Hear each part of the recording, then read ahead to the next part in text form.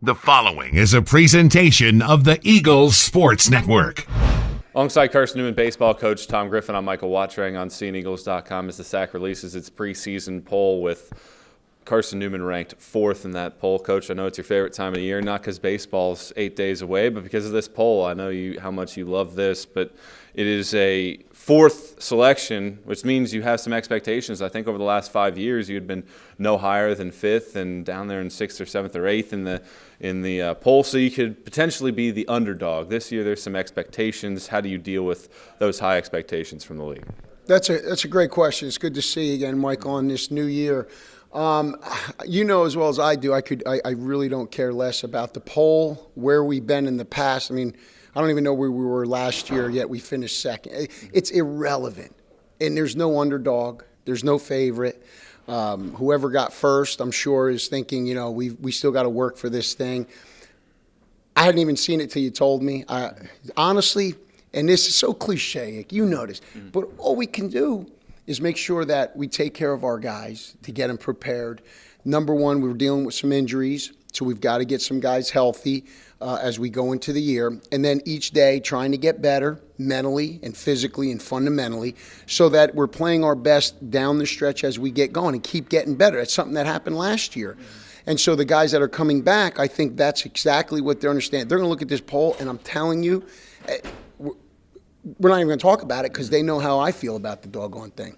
I talked with some of the guys a couple weeks ago, and one of the things that they talked about was the fact that they felt like they got a little bit tired last year, and they feel like there's a little bit of a chip on their shoulder entering this year. Do you get that sense from your team with game day 8 days away? No. And I'll tell you why. That interview, when I heard they got tired, I asked them, well, what are you talking about? You got tired. Like, well, I didn't know what to say. You know, they don't get interviewed much. And when they did, they didn't know what to say. And so tired came out of their mouth because they were all like, we didn't get tired. We finished strong. So I think it was just being nervous in front of you. You know, it's very similar to talking like a Brent Musburger. So there's that. What do I say right now? Oh, we were tired down the stretch. They weren't tired down the stretch. They were great. That's why we did what we did down the stretch. So, no, and every year is different, as you might know, Michael. The chemistry is different. The core of guys changes. So the mindsets change a little bit. And if, as a culture and as our environment talks about process, that's truly what we are talking about each and every day.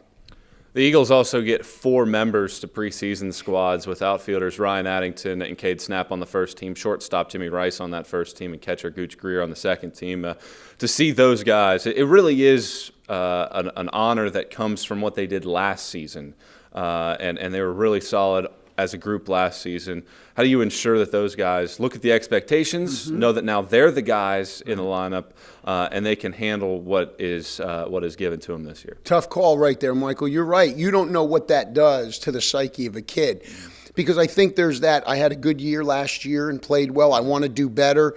But when you're in that senior year, the key is how you start. Because if you start slow, you start pressing because you realize that time is really short, like that career is coming to an end, and you try to get 2 hits with 1 swing.